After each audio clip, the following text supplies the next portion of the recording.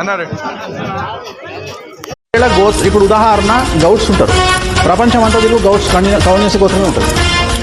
అంటే ఒకటే గోత్రం ఇక వాళ్ళకు ఇక వేరే గోత్రం. తెలంగాణ గట్టు మీద తల్లి తాడి చెట్టు మీద పొత్తువై పడిసినావు, యుద్ధమై నడిసినావు.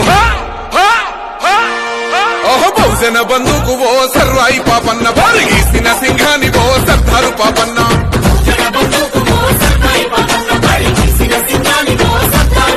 బాకులాంటి మోకు దెబ్బ ఓ సర్వాయి పాపన్న, గాయగోళ్ళ గండ్రగొడ్డలో సర్దారు పాపన్న. ఆకాశానికి నిత్యనేసెటోడా, అరికాళ్ళే ఆయుధమైనోడా, కల్లును కనుగొన్న శాస్త్రజ్ఞుడా, తల్లి ఎల్లమ్మకు వారసుడా.